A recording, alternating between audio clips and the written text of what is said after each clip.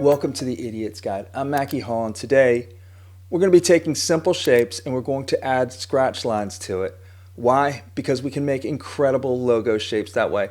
This go around we're going to do something for Painter Skateboard Company, a little fictional company that I just invented, but at the same time this is something you can invent too to create an amazing logo shape for your clients or maybe for your own work. Let's get on with it. Let's get started. Before we get started, I want to remind you that we are going to be using the Essentials layout that's available in the top right corner of your screen. We are also going to be using Smart Guides. That will allow us to see lines, edges, and measurements much more easily and efficiently. We're going to create a new document. We'll keep the width and the height and the number of artboards all the same. We'll also keep the color mode the same at RGB. We'll select our rectangle tool. We'll start from the top left, we'll drag to the bottom right. We'll give ourselves a black fill, and we'll give ourselves a transparent stroke. Once that's set, we'll go Object, Lock, Selection. That ensures that our background stays black and cannot be affected by any errant clicks or anything like that. This is the Painter Skateboard logo. I am going to drag in our color swatch. I'll copy that and paste that into our new document. Before we get started, I want to tell you about the inspiration for my colors. I wanted to go with sort of an 80s look since that's how I came up skateboarding. These colors were really prevalent then, and now it's actually a cool retro look. We'll select our Ellipse tool. We'll click anywhere on screen, and we're going to create a 100 point by 100 point ellipse. We're going to make sure that our stroke is white and our fill is transparent. We're going to center it horizontally and vertically. We're going to grab our direct selection tool, going to drag across the bottom left part of our circle. We're going to delete it.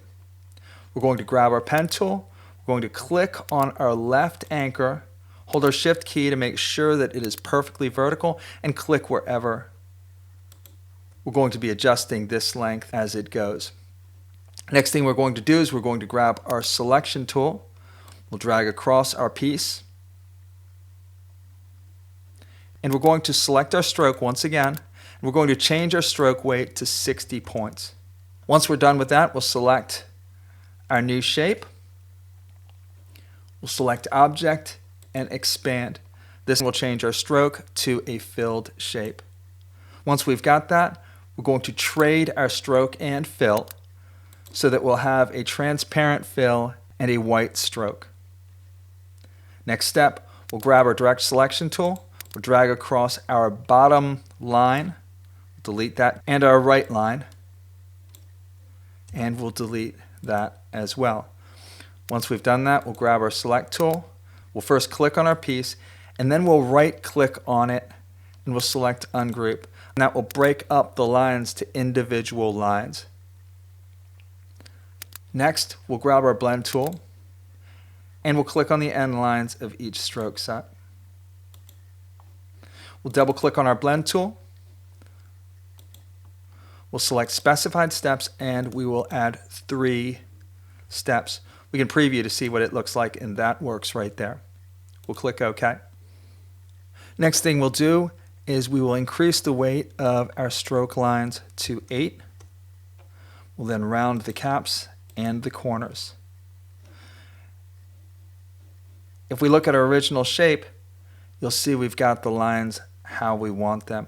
Don't worry about these bottom lines right here. We're going to start managing them immediately.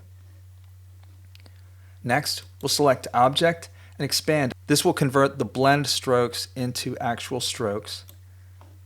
Click on OK. Next, we'll expand it one more time. This will expand our strokes to filled shapes. That'll give us the ability to easily manage these shapes. Once we've got this, let's zoom in and start managing our piece. If I click off this piece, you'll notice that the one difference between this P and the previous P is that we've got a uniform set of ends right here. Remember, since these are all individual shapes now, we can grab our direct select tool, we can drag across all of the bottom lines and move them down. The way I'm doing it is I'm holding down my shift key so that the lines are moving in 10-point increments. I can also drag across individual ends like I'm doing right now, and I can increase the length just by arrowing down with my direction key. Again, I'm holding down my shift key as well. Let's do it for all of them. That looks good right there.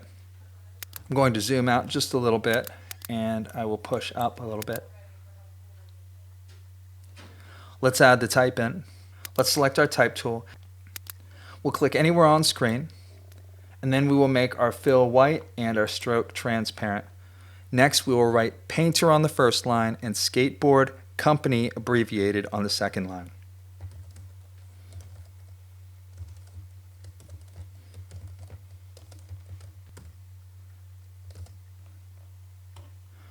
Once we're done with that, we'll select all of our type, and the typeface we're going to be using for this piece is called Pulsar. This is available for free download at pixelsurplus.com.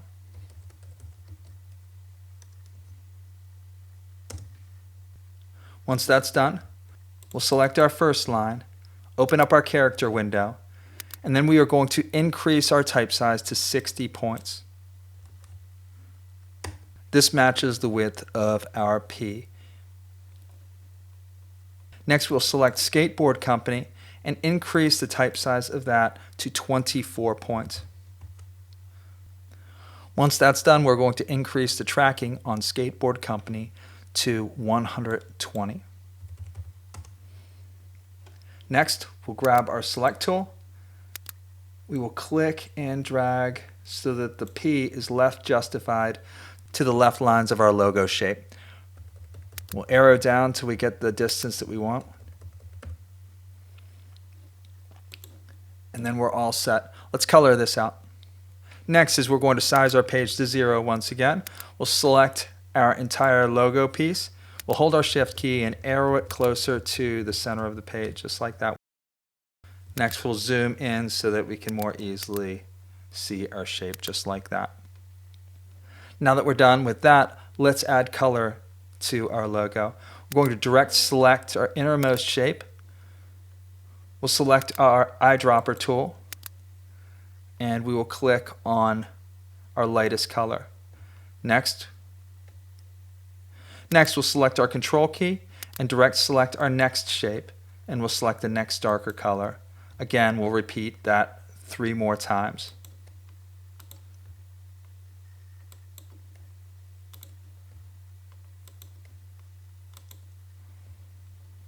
Finally, again, we'll hit our control key, we'll select our type, and we'll select our middle red. And we're about done.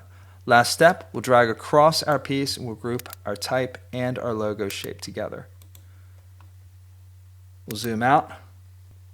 We'll center it horizontally and vertically. We'll deselect, and we are done. So there you have it. If you have any questions or comments, please leave them in the comments section below. Otherwise, throw me a like. I'd really appreciate that. I'd also really appreciate if you subscribed. With that, I look forward to seeing you next time. See you.